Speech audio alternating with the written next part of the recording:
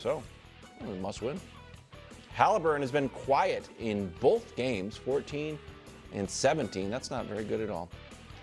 Can the Pacers win without a monster night from Tyrese Haliburton? I think my answer is going to surprise you guys. Yes. And here's why. They've done it before. They've done it throughout these playoffs. Game 1 against Milwaukee in a series that, while Indiana was favored, people thought Milwaukee could win that series. Yep. He has 10 points on 3 of 13 shooting, and they win. All right?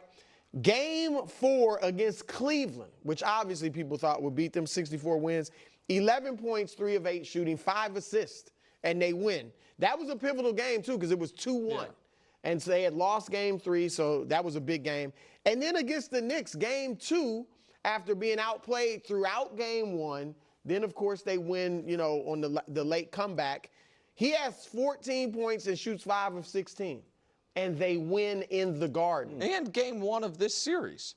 Yeah, right. Absolutely. Absolutely. Other than that last shot, he didn't do much. So, look, people probably took it as Rick Carlisle protecting his players, and I'm sure there was an element of that. Mm-hmm. Carlisle was right on the money. He is the key guy, but his style of play, he's kind of like, he's not as flashy of a passer as a Jason Kidd. I don't think he's quite as good of a passer as Kidd. But Kidd was not based on stats. Kidd was basically, he had 3 years where he averaged 16 or more points, but was really around a 13-point score in his heyday, like a 13.9 assist. And Haliburton scores more than that and gives you the 9 assists. But it's what they need from Haliburton is him to control the tempo, be more engaged, make sure the Pacers' offense is flowing, even if he's not scoring a lot. So I think they just need him to be more engaged and active, but not necessarily huge numbers. So I think I understand what Bruce is saying. I think that could work for a game. But I think this series is reminding us that there is historically a ceiling of a team if your best players pass first, unless it's Magic Johnson. And Magic, still had great players. Right, and there's still you look at all of the greatest pass first point guards. Again, set Magic aside, who's one of the 5 greatest players ever, and he's 6'8", just different. Right. If they didn't have to go along with them the best defense in basketball, the team had a ceiling. You can go to the very beginning. Kuzi was great. Didn't win until they had Russell John Stockton had Karl Malone, and the ceiling was the finals. Chris Paul never made a finals until he was a co-star alongside a scorer in Devin Booker. Jason Kidd, to your point, he didn't have. He was their leading scorer. Right. Steve Nash could score 30, was a pass-first guy. It's just, if your best player can't, in the crucible, be like, get me a bucket, it's so hard. Isaiah did it. Isaiah was a scorer, But that's the other thing. Isaiah actually probably could average 30 in a season. Didn't because it wasn't what's right, but they had the best defense.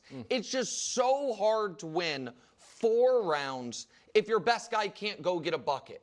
No matter how great of a true point guard that guy is. And so, and Magic early on, you just throw it down to Kareem if you wanted to, and then later on. And Magic could score. Magic could have averaged far more points. And you saw that Magic right before HIV, when the team was no longer a contender, and he was high 20s, that he had it in him. But I was thinking about it, Chauncey, they won the title. That was a defensive team. Any of these teams whose best guy is a true point guard, it's tough. It's also Luke and LeBron are pass first. That's what they want to do. You sure? But Luka wants to pass. I don't even think they're pass first. Okay, they're great passers. All right, sure. What? Go ahead. No.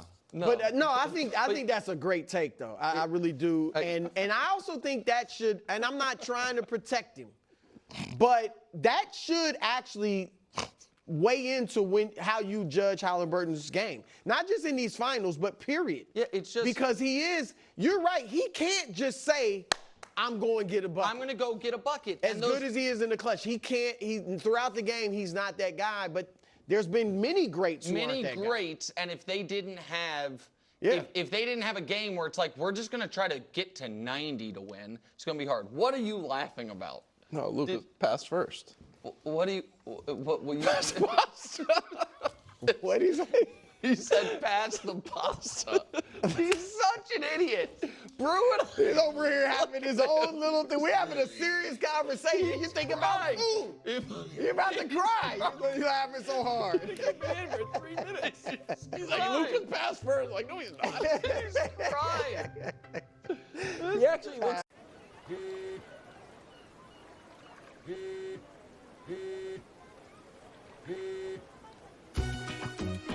A paradise you'll want to lose yourself in.